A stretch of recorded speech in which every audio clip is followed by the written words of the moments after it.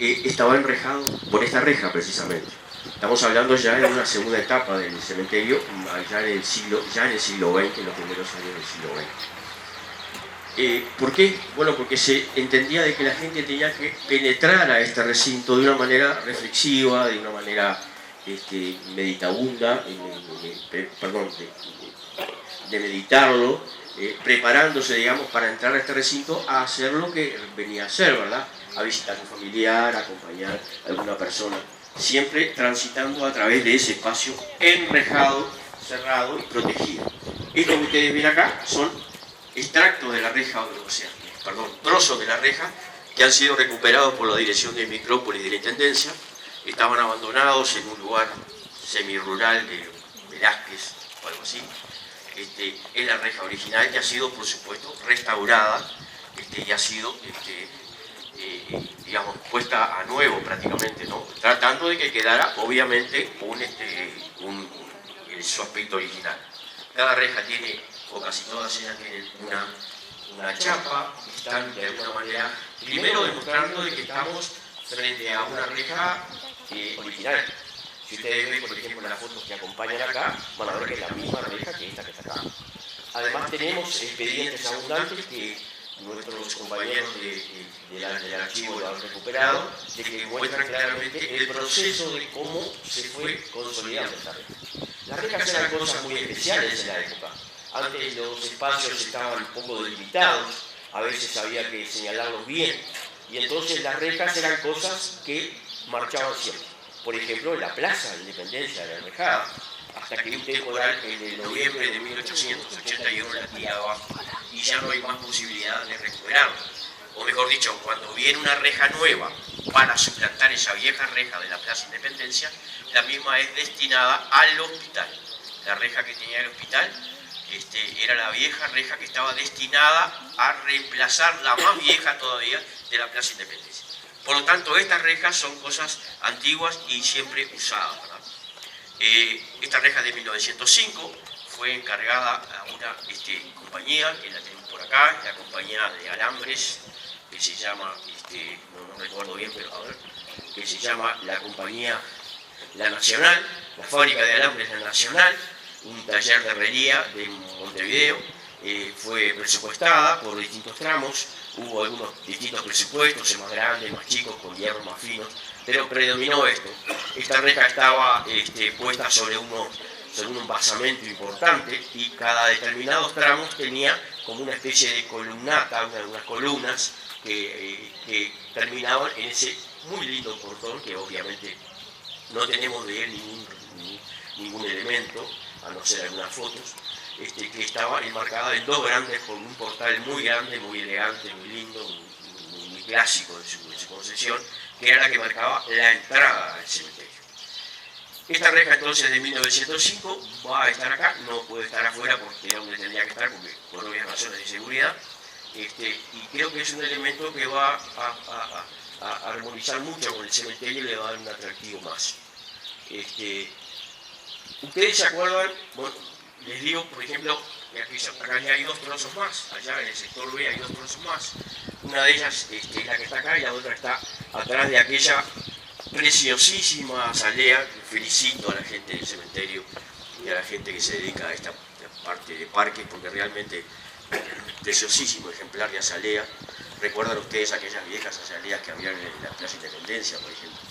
Un arbusto precioso, digamos, dura poco, pero es una cosa realmente hermosa.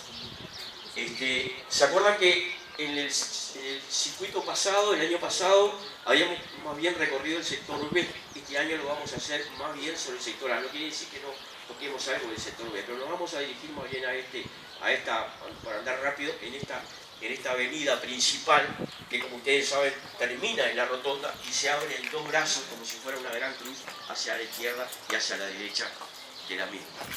En aquel lado habíamos encontrado aquellas viejas familias criollas, aquellos descendientes de los primeros españoles que obviamente a la altura de la construcción de este espacio ya estaban muriendo, ¿verdad? Allí encontrábamos las viejas familias que todos conocemos. Y habíamos dicho que las podríamos significar en 5 o 6 apellidos. Los Techera, los Correa, los Rivero, los de los Santos, los Amaral y los Barrios. Entonces, bueno, ahí está. Entonces, digamos, en esos 5 apellidos o 6 apellidos, nosotros podemos tener casi un resumen de toda esa sociedad rochense criolla de la época. La sociedad va avanzando, los tiempos nuevos van viniendo, o sea, empieza a venir mucho más gente, la población de Rocha se va multiplicando cada vez más, con la venida de inmigrantes, de gente de distintas regiones, y además también con funcionarios o personas que vienen ya a representar al Estado, ya un Estado más presente, a través de la oficina de correos, de un banco, de un juzgado, de una nueva escuela, de un liceo, en fin, a lo que fuere. Y entonces eso va trayendo nueva gente, y esa gente va trayendo nuevas ideas.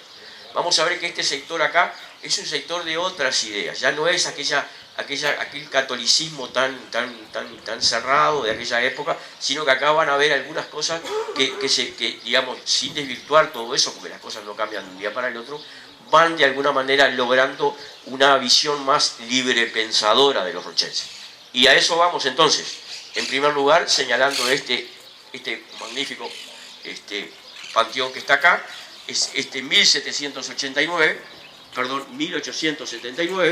era propiedad de Juan Mengotti, y luego este panteón fue transferido a la familia Bertone, una familia muy conocida y además una familia de gran raigambre, una familia del centro de Rocha, muy considerada, muy respetada, de muy buena gente, que fue, digamos, que tuvo una descendencia abundante.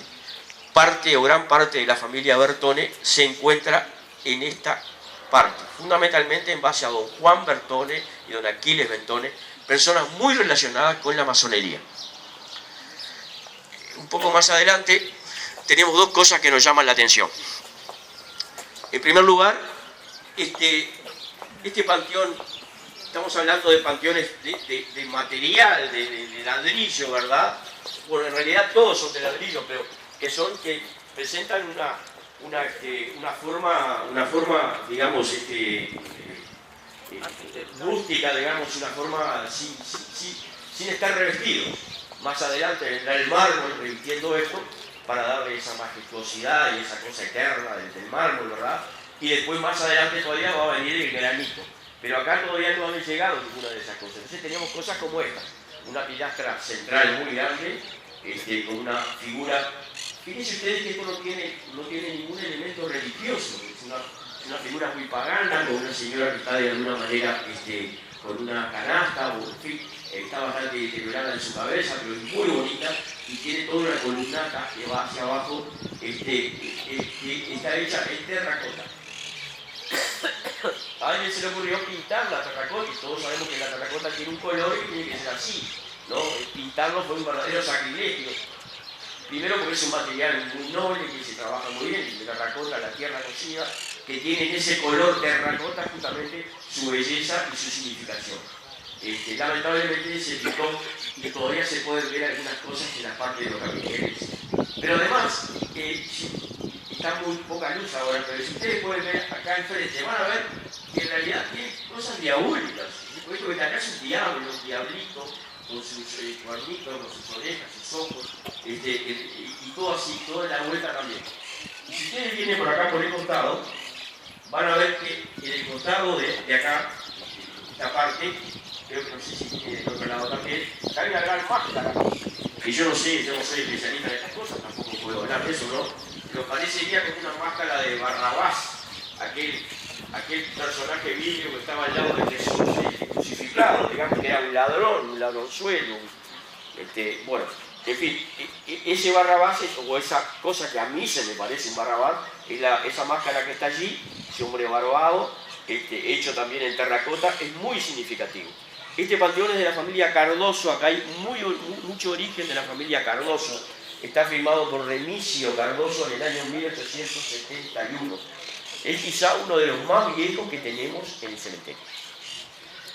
Y siguiendo ahora vamos a ver enfrente, podemos seguir viéndolo de acá, vamos a ver este panteón, vean ustedes esos pretiles que tienen de una manera muy especial, esa cruz que de tan sencilla que es muy bonita, con unas terminaciones en lanza, digamos, con esa entrada ojival, ¿verdad? Casi árabe, podríamos decir, su detalle en hierro, bastante roto, pero digamos, todavía mantiene esa majestuosidad de darle una transparencia al panteón y que se puede ver de un lado y del otro. ¿Qué descubrimos en este panteón? En este panteón descubrimos a una figura muy importante de la historia de Rocha. Una figura olvidada, ¿verdad? Vamos entendiendo que aquellas figuras no eran gente que salía en la televisión, que era conocido por todo el mundo, pero que después con los años van adquiriendo una real importancia. Ahí está don Isidoro Olivera. ¿Quién era Isidoro Olivera? Isidoro Olivera era uno de los hermanos que lo seguían a Leonardo Olivera, que lo seguían en edad, ¿verdad? Estaba Leonardo, había otro más que no me acuerdo el nombre ahora, y después estaba Isidoro. Isidoro tuvo la oportunidad de poder elegir a la sucesión de su padre, Manuel Álvarez de Olivera, elegir los campos de Rocha. Cuando Leonardo y otros hermanos más eligieron los campos del actual departamento de Maldonado, estamos hablando de la zona aledaña a Pan de Azúcar, Quillápolis y todo eso, que eran muchos mejores campos. Pero Isidoro quiso quedarse en esas arenas, en ese palmar, en esa zona conocida como el Rincón de los Olivera, entre la laguna de Castillos y el mar, en lo que hoy son los balnearios y aledaños de Aguas Dulces, balizas y todo ese tipo de cosas. Un lugar que iba desde el Paso de los Adobes, en la actual ruta que une Castillo con Aguas Dulces, hasta lo que hoy sería el puente de balizas, ¿verdad? En esa zona. Don Isidoro era una persona de alguna manera pública, quizá, de alguna manera como era la gente de antes, ¿verdad? Tenía mucha idea de lo que era el progreso, de lo que era el avanzar socialmente, pero se casó con una señora, doña Serafina González, que esa gente González eran los dueños era González Formosa, que eran los dueños de todo lo que hoy es Castillos y sus alrededores. Por lo tanto, este matrimonio, al unirse, logró unir también una superficie de tierra impresionante. Pero además, doña Serafina González llegó a ser un poco la que mandaba el matrimonio, la que sacaba adelante la empresa, la que realmente cuidaba por los intereses de Isidoro, que si bien algunos otros herederos hermanos de él estaban a su alrededor, ellos le fueron de a poco comprando ese tipo de cosas. Isidoro murió en 1858, por lo tanto, no fue enterrado acá, como pasa siempre, fue enterrado en otros lados y después posiblemente lo trajeron sus restos acá. Pero su esposa quiso ofrecerle esto, acá está, en la tapa de mármol del panteón, está el ofrecimiento que le hace doña Serafina a su esposo Isidoro en el año 1895. Simplemente vamos un poquito rápido. Vean que estos pisos que están acá, este panteón y este otro, son pisos de baldosa Sacomán, la famosa baldosa francesa de aquellos tiempos, ese color tipo terracota es típico, y todavía, digamos, quizás sean los dos únicos panteones que tenemos, no sé, capaz que puede haber otro y yo no lo acuerdo ahora, son los únicos dos panteones que quedan con esa baldosa, ¿verdad? Que a pesar del tiempo y de estar en el periodo, ustedes ven que todavía mantiene su altivez, digamos, esa baldosa. Bueno, siguiendo un poco más, avanzando por acá por la derecha, tenemos este panteón un poco cambiado, ¿verdad? Esta tapa es de un monolítico ya distinto, tiene un baldosado moderno, está un poco cambiado, pero mantiene esa preciosísima placa que le da el respaldo al panteón, ¿verdad? Con esos dos angelitos muy bien trabajados, en un bloque puro de mármol de Carrara, que realmente llama la atención. Este panteón es de la familia Herrera. Destacar que Herrera era como aquellos vecinos españoles que llevaban un oficio, en realidad era herrero, que después pasaron a ser Herrera, como tantos otros. Y la estirpe de la familia Herrera se adentra muchísimo en España y es gente muy destacada. Llegan a esta zona sobre fines del siglo XIX, no digo fines, sino que, digamos, por allá casi la creación de San Carlos, 1760 y algo, y a través de don Miguel de Herrera, que fue el primer comandante militar de la Villa de Rocha. ¿Tá? Miguel de Herrera no está acá, está su hijo Ángel, que es el que inicia esta parte rochense de esta familia Herrera. Decir que don Miguel de Herrera, el padre de Ángel, que es el que está acá, era un tipo que tenía una gran prosapia española y hispánica. Uno de sus bisabuelos o tatarabuelos por lo menos, era muy amigo de los reyes de España de la época y fue el que construyó el Palacio del Escorial. Más que el Palacio del Escorial, el monasterio del Escorial, en esa obra magnífica que está ahí en el Valle de los Caídos, en las afueras de Madrid. O sea que estos Herreras vienen de larga data y tienen una gran tradición. ¿Dónde se ubicaban estos Herreras? Como se denominaba antes, en el rincón de los Herreras. ¿Dónde estaba el rincón de los Herreras? Allí sobre la laguna de Rocha, no en el lado de la Paloma, sino del otro lado, del lado sur de la laguna, digamos.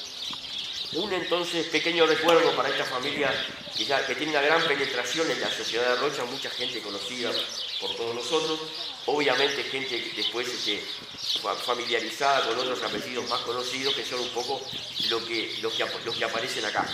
Pero recordar entonces a don Ángel Herrera y su larga descendencia que tiene mucho que ver con la historia de todos nosotros.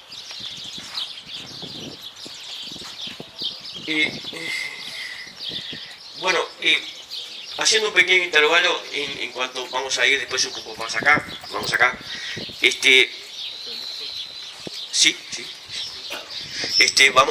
De alguna manera hemos podido ver por ahí, creo que algunas viuditas, algunas personas que están caracterizadas, que nos muestran, digamos, algo muy referente a aquella época, ¿no? Vestidas para la ocasión, y que nosotros tenemos que decir algo sobre ellas. Recuerdan que antes la gente frente a la muerte tenía un sentido totalmente distinto al de ahora. La gente de alguna manera les costaba desprenderse de ese fenómeno de la muerte, no como ahora, de que apenas alguien se murió ya de alguna manera intentamos despegarnos de esa situación, sobreponernos a eso en base a cerrar definitivamente una situación, ¿tá? Sin un velatorio, bueno, en fin, una cantidad de cosas más. Antes eso era ocasional, totalmente distinto y opuesto, digamos, siempre esa cosa de la muerte, esa cosa de la despedida, de despegarse de esa forma, costaba o de alguna manera se iba estirando a través de un proceso que se llama el duelo, ¿no? Y a través de la manifestación física, material de ese duelo que es el luto. El luto establecido por dos cosas, en primer lugar por la ropa. La gente que miraba a esta gente, la miraba y sabía de que estaba sufriendo, digamos, de repente también lo sabía igual, ¿verdad? Pero por lo menos lo exteriorizaba de esa forma. El luto tenía tres etapas: el luto cerrado o luto severo, el medio luto y el luto aliviado. El luto cerrado era de los primeros tiempos y digamos, tenía muchas diferencias en cuanto a que la viuda fuera una persona mayor. Antes generalmente las mujeres sobrevivían durante muchos años a sus esposos. De repente era la persona que portaba luto era una madre que había perdido un hijo, una situación de la cual nadie se puede sobreponer, ¿verdad? Como que llevaba el luto para siempre, o sea, ya no era la misma persona, o en algunos casos con otras pérdidas que tenía. Pero concretamente cuando perdía a su esposo, esta señora entonces entraba en ese luto severo que iba de velo. La gente, las personas tenían que usar ropas oscuras, por supuesto negras, pero además sin brillo, sin botones, sin cosas que llamaran la atención y con materiales que fueran de alguna forma opacos, que no reflejaran nada, como el crepé y otras telas que eran especiales para el luto. Habían empresas que se dedicaban a vender estas cosas, lógicamente había viudas que podían tener una posibilidad de tener todo un equipamiento nuevo, no sé, un vestuario nuevo, digamos, y había otras que lógicamente tenían que acudir a otras empresas rochenses que se dedicaban a teñir las ropas que tenían para poder entonces entrar en esa etapa del luto. El luto se señalaba empezando de determinada forma y se anunciaba que empezaba el luto, y recién cuando esa persona decía que dejaba el luto o que abandonaba el luto, recién lo hacía saber también a través de una tarjeta, a través de una comunicación en un diario de la época o en algunos lados. En ese momento, en esa parte del luto cerrado, digamos, existían algunas otras variantes que derivaban a un medio luto, donde la gente ya podía, con el objeto de recibir sus pésames, pero nada más. No salían de sus casas, no tenían actividades, menos actividades que se podían calificar de entretenimiento o algún tipo de cosas así. Ese proceso de luto entonces es el que marca alguna de estas cosas y que nosotros con la ayuda de nuestros amigos hemos, digamos, querido significar y tener esta tarde ahí. Dicho esto, estamos frente al panteón de una familia muy prestigiosa de Rocha, que todos los que tenemos algunos años hemos conocido, algunas de las personas que están acá. Ese señor que ustedes ven ahí en ese óvalo, en esa pequeña, esa parte que sobresale hacia arriba, en una especie de pequeña pirámide fina que termina en una cruz también delicada, ese señor es el coronel Elías Silva. ¿Quién era el coronel Elías Silva? Era originario de una familia de San Carlos, que se había unido al ejército blanco en oportunidad de que Oribe fue derrocado, digamos, en su carácter de presidente de la República, y se refugia en Buenos Aires. Don Elías Silva, siendo un muchacho todavía, sigue a Manuel Oribe a Buenos Aires y va a volver después para enfrentar con gran gallardía y gran fuerza, digamos, todos los avatares de la Guerra Grande. ¿Verdad? Don Elías Silva se casa con doña Ángela Barrios Pereira. Ángela Barrios Pereira era una de las hijas del general Juan Barrios, a quien todos lo podemos ver, quizá ahora no porque está tapado por acá. Es ese busto que nosotros tenemos ahí de esa persona que está vestida de militar. Un hombre de un tremendo prestigio, un hombre que era uno de los líderes rochenses de la mitad o más del país, ¿verdad? Y protagonista de 1000 batallas en aquella época. Esta gente, cuando se casó, da lugar a esa estirpe larga y muy conocida de los Silva Barrios, ¿tá? Después, con el tiempo, de los Silva Graña y algunas otras personas que están acá. Y una de las hijas de ellos se va a casar con Orosmán de los Santos, con el escribano Orosmán de los Santos, que fue intendente de Rocha y una figura también muy conocida, muy conocida. Allí en esa fotito que están allí vemos al matrimonio de don Enrique Rodríguez con doña Telmita de los Santos, muy conocida, la hija mujer de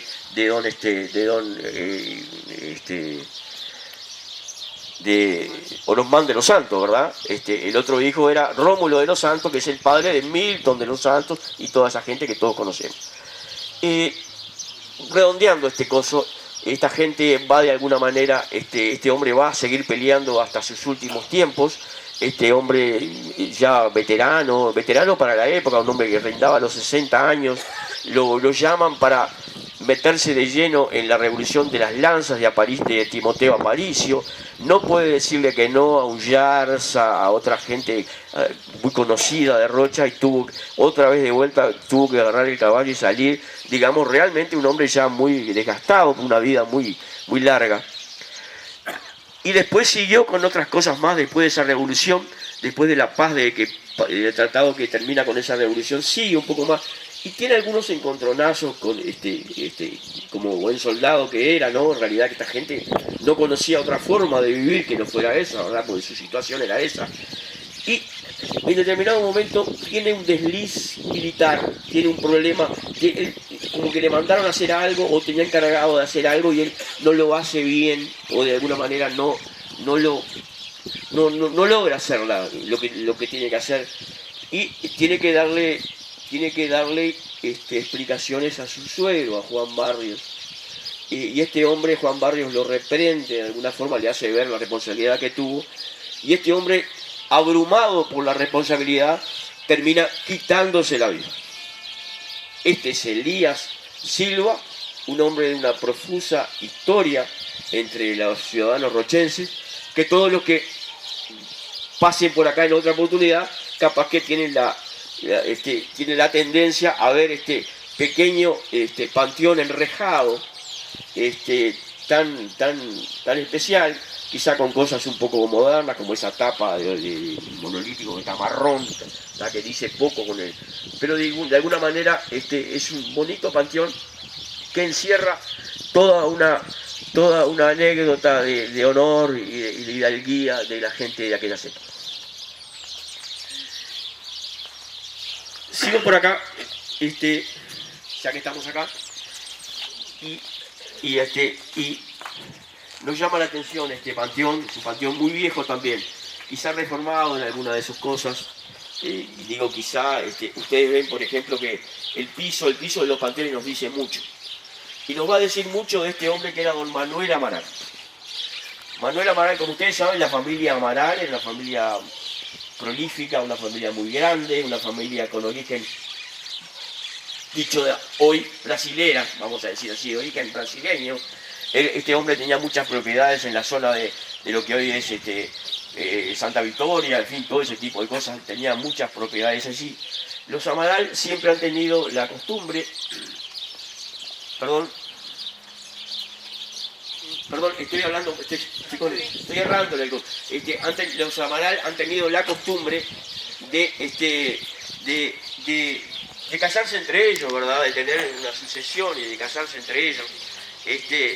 Y bueno, entonces es muy difícil a veces seguirle la corriente porque los Amaral de Amaral, Amaral de Amaral, o sea, se llaman más o menos todos iguales, son muy difíciles. Este hombre va a atender sus asuntos en 1884, va a atender sus asuntos a su campo en la zona de Santa Victoria, y allí lo encuentra la muerte, o él encuentra la muerte, o la muerte lo encuentra a él en ese lugar. Y bueno, tiene que ser traído hacia acá, hacia Rocha. Entiendan ustedes de que hoy sería muy fácil, ¿verdad? Contratamos un servicio fúnebre y ya está, pero en aquel momento no era fácil andar por aquellos caminos, y menos en territorio brasileño, que eran bastante poco transitados, digamos. Y entonces don Manuel Amaral lo trae para acá. Pero claro, don Manuel Amaral no era simplemente un hombre de campo, ni un hombre común y corriente, sino que don Manuel Amaral era un hombre muy inteligente, muy capaz, un hombre muy culto, había leído, se había preparado. Y en Santa Victoria o en sus pagos se había iniciado en la masonería, en la famosa logia Acacia, una logia muy vieja y muy prestigiosa por esa zona, ¿no? Y digamos, llegado a Rocha, es el primero que se pone con otros amigos a fundar una logia en Rocha, la logia Sol Naciente, y cuando se inicia en 1882 la logia Sol Naciente, es nombrado venerable gran maestre de esa logia. Y por lo tanto, cuando este hombre muere y viene acá, tiene que ser homenajeado de acuerdo a ese rito y de acuerdo a esas formas de actuar, ¿no? Vean ustedes acá su piso en damero, un típico piso de los templos masónicos, ¿no? Y entonces, claro, eso, cuando llegan a Rocha y lo traen acá con un séquito importante, con estandartes, con formas vistosas, con escarapelas, con símbolos de toda manera, eso en Rocha no pasó desapercibido, nunca se había visto una cosa de esa. Por lo tanto, lo de Manuel Amaral es muy significativo, porque fue la primera vez que entra un masón de rango importante, de alto grado, digamos, a este recinto, y es introducido a este recinto bajo esas circunstancias. Don Manuel Amaral, después le van a seguir otras personas que también son de la masonería, como Diamantino Amaral, como don Julio Amaral, que lo tenemos allí atrás, don Julio Amaral, el padre de Dorita Amaral, el padre de Julita Amaral, de Lía Amaral, de todas esas personas, una persona que era maestra y una persona de gran penetración en Rocha, un hombre muy capaz y muy inteligente. Dicho sea de paso, para cerrar esto de los Amaral acá, don Julio Amaral fue el que hizo aquella casa que vivió con su familia, con doña Ángela Amati, que era su esposa, de ahí vienen los Amaral Amati, donde hoy es la sede del Centro Social Obrero. Él fue el que construyó ese edificio importante del Centro Social Obrero para vivir con su familia durante muchos años. Una vez que sacó la grande en Rocha, sacó 50.000 pesos con la grande y construyó esa casa muy importante. Esto no tiene nada que ver con don Manuel Amaral, pero por lo menos tiene que ver con su familia inmediata. Bueno,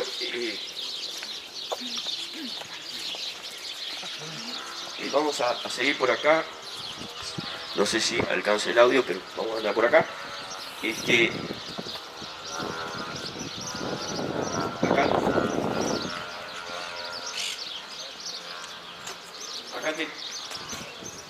Acá tenemos una serie de panteones modernos, ¿verdad? Modernos. Empezamos con Ángel María Rivero, en ese magnífico panteón negro con esa estatua Art Deco que ha llamado la atención. No hay mes que no me llame una o dos personas del exterior. Las últimas me llamó una persona de Canadá, me han llamado de Buenos Aires muchas veces y de Montevideo, por supuesto, muchas veces, tratando de conocer algo sobre esa estatuaria y su creador, don Enrique Lucich, de quien poco se sabe. Nos dice aquella forma, y esta que está acá, y más esta que está acá también, de la famosa señora Leonor López de Fossati, con ese tipo de escalonamientos, de que son más o menos de la misma época. Estamos hablando de panteones que capaz que andan alrededor de los años 60, 50 y pico largos, 60, por ahí, ¿verdad? Igual que está acá, que es el famoso panteón conocido, yo la conocía esta señora, por eso digo que nunca murió nunca antes del 60, la famosa doña Leopolda Machado de Sosa, conocida en Rocha como Mama Pola, que vivía allí en la calle General Artigas, frente a Wilson Electricidad, por aquí donde está, allí por aquella zona, allí vivía Mama Pola, y que era la madre de tenía varios hijos, una persona muy rica, de mucho campo, de mucho capital, que vivió muchos años, murió muy viejita, y que era la madre tuvo varios hijos, pero la más conocida doña Secundina Sosa Machado, que era la señora del doctor Antonio Lladó, quizá el hombre más sabio que anduvo por acá, el famoso médico cirujano Antonio Lladó, yerno de doña Leopolda, más conocido como Mama Pola. Y acá terminamos por esta zona.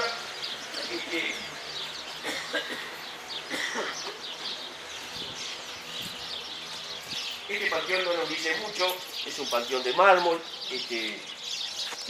con estas típicas cosas en las esquinas. Le he preguntado a decenas de arquitectos cómo se llama esto, no me saben decir.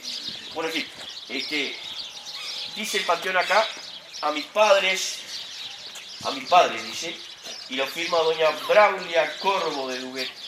Y esto nos da pie para hablar un poco de don Pedro Duguet. Don Pedro Duguet, yo no sé cómo llegó a Rocha, no tengo muchos datos. He buscado, pero no he tenido muchos datos. Pero sí sé que don Pedro Duguet era agrimensor, y como agrimensor se tomó el trabajo importante de mensurar, dividir y mensurar y terminar definitivamente con uno de los enormes problemas cuando se fundó el departamento, estableció el departamento, que era el ejido de Rocha.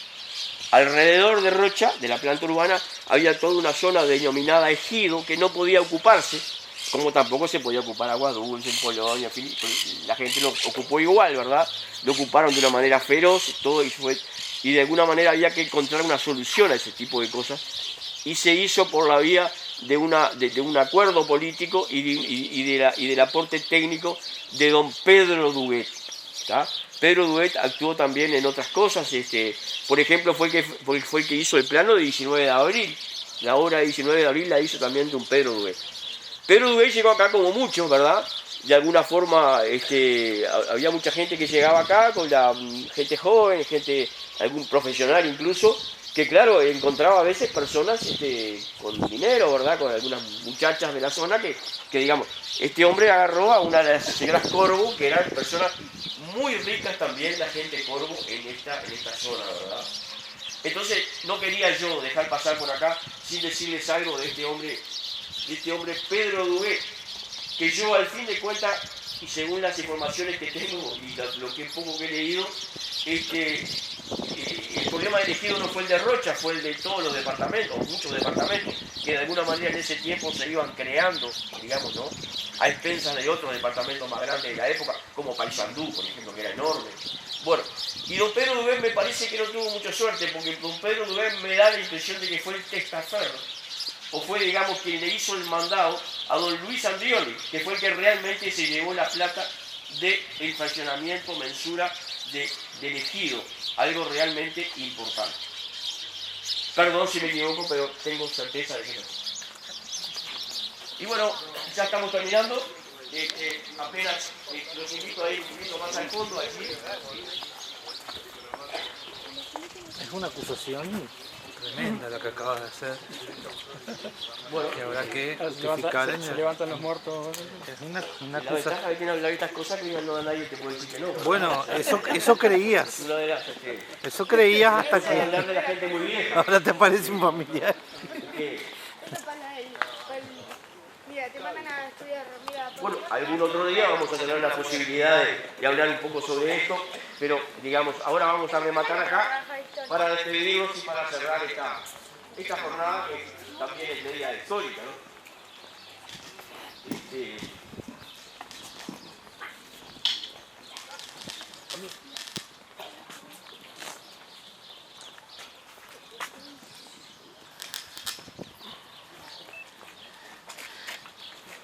Yo me sentiría muy contento, muy feliz, si ustedes en sus próximas visitas al cementerio tuvieran frente a este panteón de los viejos, antiguos panteones. Estos panteones son muy antiguos, ahí hay gente incluso que vino del otro cementerio, ¿ya? Panteones que antes eran a perpetuidad, o sea, el panteón se metía una persona y se cerraba el panteón porque era como esos panteones del campo, ¿verdad? Se metía una persona y se cerraba, no entraba ni salía más nadie. Con el tiempo después la municipalidad fue obligándolos a hacer una puerta, ven algunos por ahí, ¿verdad? Este panteón es de la familia Camino, una familia eterna de vieja de los fundadores de Rocha. Es muy lindo porque está tan simple, nos muestra claramente cómo estaba construido, con esos pilares, con todas esas bóvedas hechas con ladrillos y algún pequeño detalle así, una cosa muy simple. Ay, Dios mío. Quiere entrar el hombre. Entra, va, entra. Después no sale. Bueno, y acá entonces les pido que se tengan primero una magnífica placa hecha con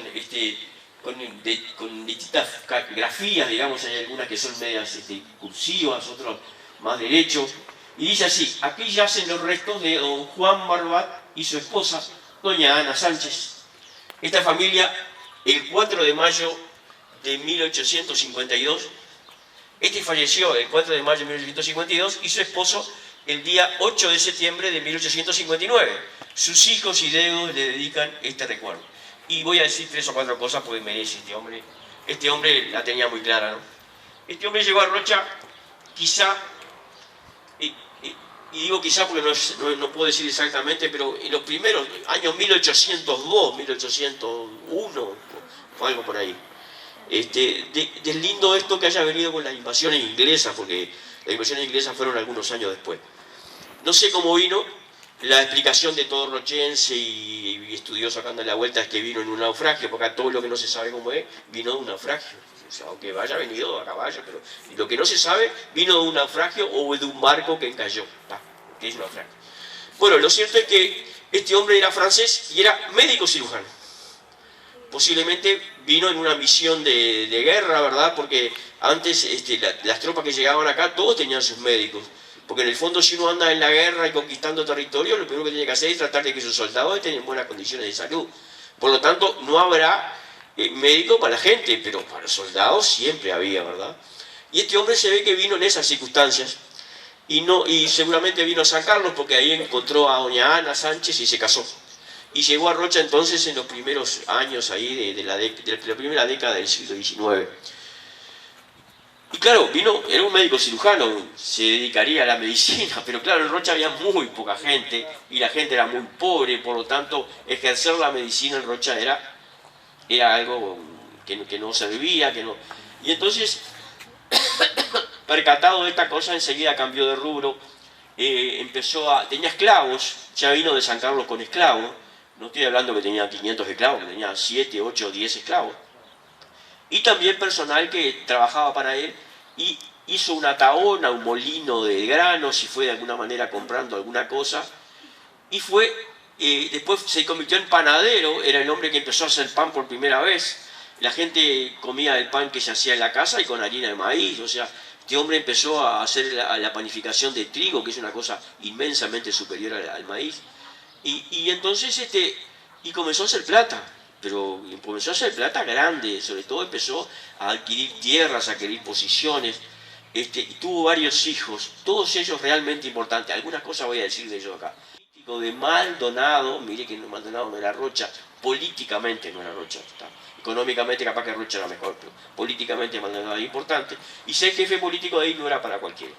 Ese Quintín Correa tiene un hermano, y ese hermano, que no me acuerdo cómo se llamaba, Germán creo que se llamaba, ese hermano se casó con la otra, con doña Petronila Barbat Sánchez, que fue la que heredó toda esa zona que digo, toda esa zona del norte y después tenía otra hija más casada con los Iscua, ahí vienen los Iscua, esa gente que lo conocemos ahí sobre la Ruta 9, y tenía también un hijo o dos.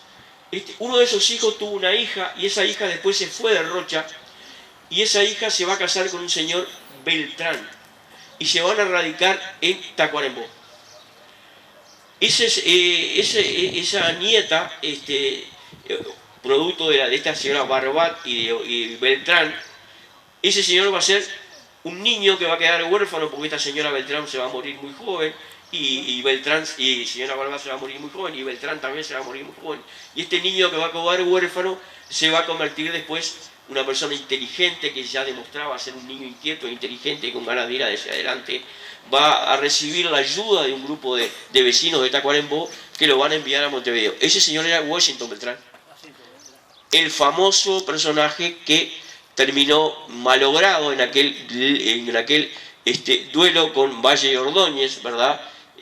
Que ya era uno de los dueños del diario El País. Bueno, ese señor Washington Beltrán era pariente de esta gente barbada. Esta gente era inmensamente rica, inmensamente poderosa, económica y políticamente. De Barbat tendríamos que saber mucho más y seguramente nuevas investigaciones nos van a decir. Pero yo creo, y acá termino, de que de alguna forma ustedes cuando pasen por acá demoren 2 minutos en leer esta placa y en acordarse de aquel panadero que literalmente se hizo dueño de Rocha. Y con esto yo solamente tengo que agradecerles por haber venido. Somos menos que la otra vez, pero no somos menos importantes. Estas cosas patrimoniales cuestan meterse en la gente, pero al fin de cuentas terminamos convenciéndolo porque esto ha pasado en todos lados. Así que les doy muchas gracias, les digo muchas gracias por haber venido y esperemos de que el año que viene o en alguna otra oportunidad nos vemos nuevamente donde yo trataré de contarles algunas de las múltiples historias que uno va recogiendo cuando anda por acá. Muchas gracias.